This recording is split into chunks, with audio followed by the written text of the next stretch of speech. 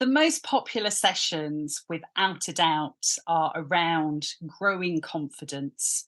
And within that, we explore this notion of an imposter syndrome. What does it mean?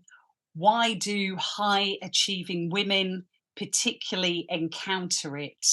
And what can be done about it? And part of that course is really reflecting on where does it show up for our delegates.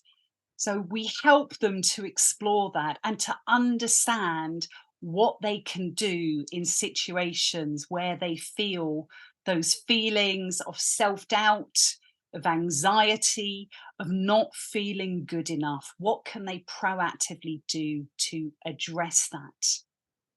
There are other aspects too that delegates in their feedback tell us that they've really enjoyed.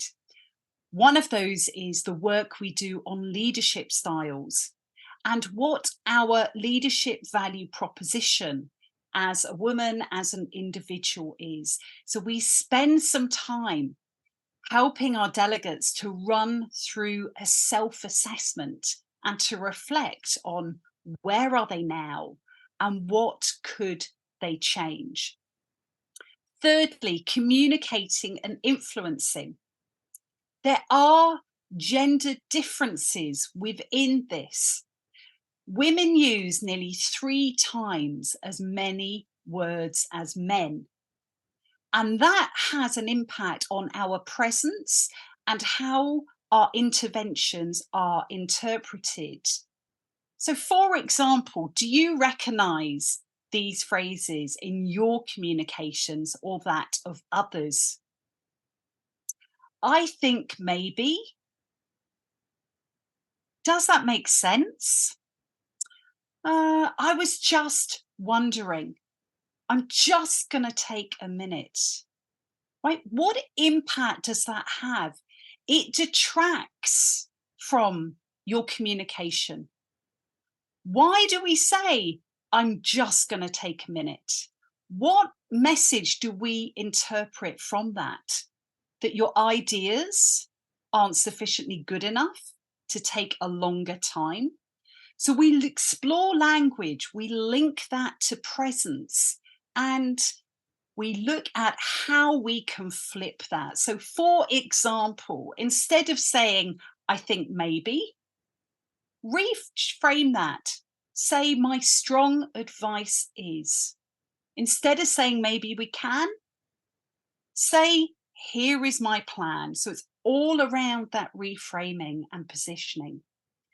And why is this important? In a recent study done on imposter syndrome in 2023, only 9% of respondents felt confident in speaking up their ideas. So that's why it's important. Other aspects of the course that people are really interested in is negotiation and the importance of networking.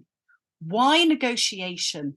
Lots of really interesting studies that show that women who negotiate are less well thought of by their colleagues than those that don't. So there is some inherent bias against women who negotiate.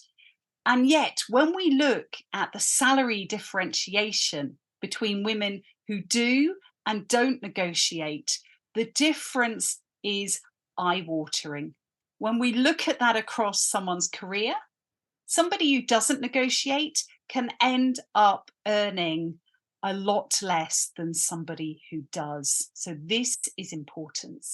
And lastly, then, networking. Networking can often feel like quite a difficult aspect and something that women do not necessarily feel confident about doing, or perhaps do not have the space and time to do it. And that's all around an organization's culture.